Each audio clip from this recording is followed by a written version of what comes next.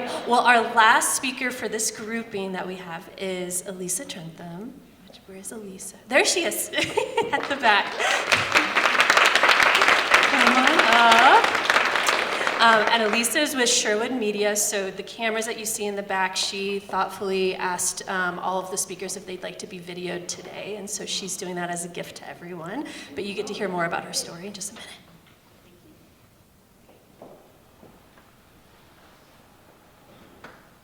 His name was Fred, and we met when I was 16. He had a great body, and my mic is on. Oh, here we go. He had a great body, and I loved being with him. I felt like my true self when we were together, and my friends thought he was really, really cool. Fred was my video camera. And since I was a kid, the camera has given me so many amazing opportunities. It gave me purpose to go into studying film and storytelling. It gave me access to rooms that I never imagined being invited into. And it gave me connection to people and stories that I am so, so proud to be a part of. So if the camera gave me all of those amazing things, then why did I feel disappointed? Why did I feel feelings of not being enough? And as I think about it, and I think about my own story, I think that might have come from a wrong idea of success. See, my first job out of college was very competitive, and that suited me because I was always trying to be the best and reach my full potential. And so I worked with a nonprofit whose job was to empower women and girls. But we were all athletes. It was very competitive, and there was a lot of amazing things happening on the outside and a lot of really difficult things happening behind the scenes. See, the women would join our program and volunteer, get jobs, and they would end up burning out after months. I lasted about 3 years. And I felt small and insignificant. But my camera was there. And I picked up that camera and I said, okay, God, what's next? And he said, start a business.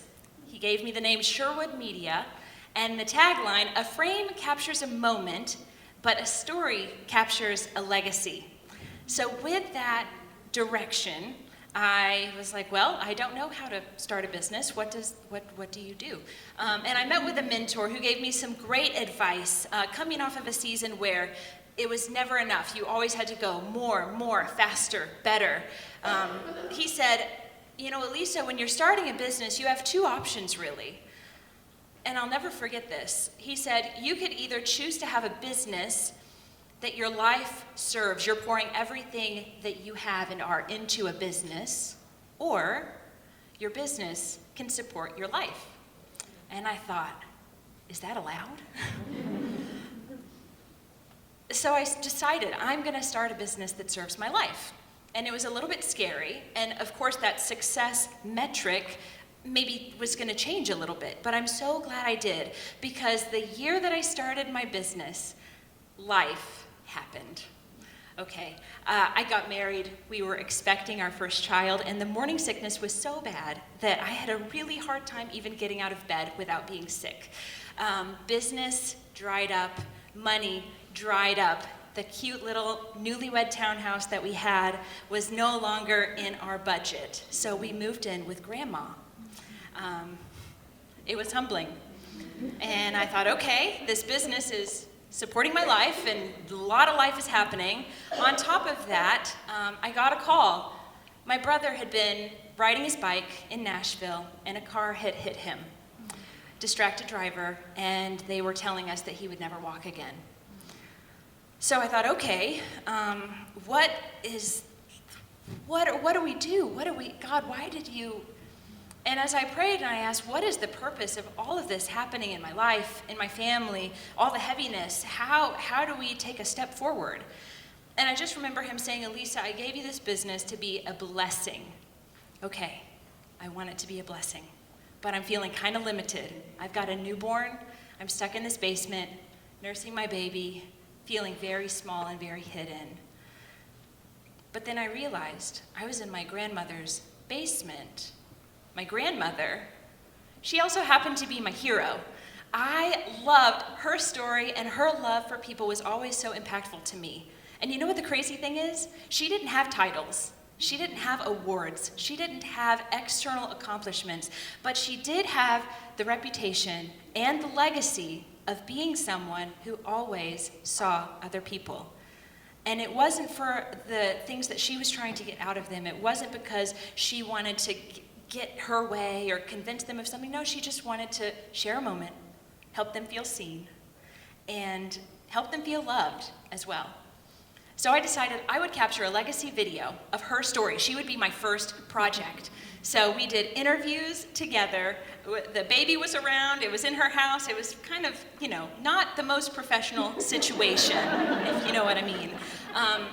But it is still to date one of the most important projects that I've ever taken. It gave me that desire to see my own life in a different way. It is giving me the ability to see others. And I realized that success, the way that I see it now, the way that I've gotten it from her, is truly giving people the platform to share their stories, to feel seen, to feel loved and valued. And I just don't want to, when I think about my legacy, I don't want people to say, oh, Elisa, she was so impressive. That's not important to me anymore. I want my legacy to be, Elisa, she really saw people.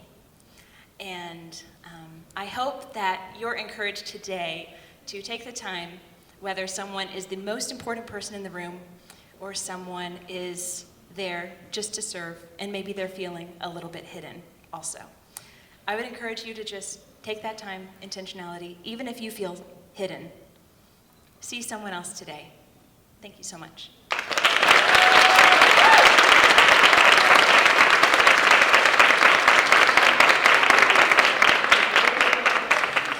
Okay, so with that, we are going to do our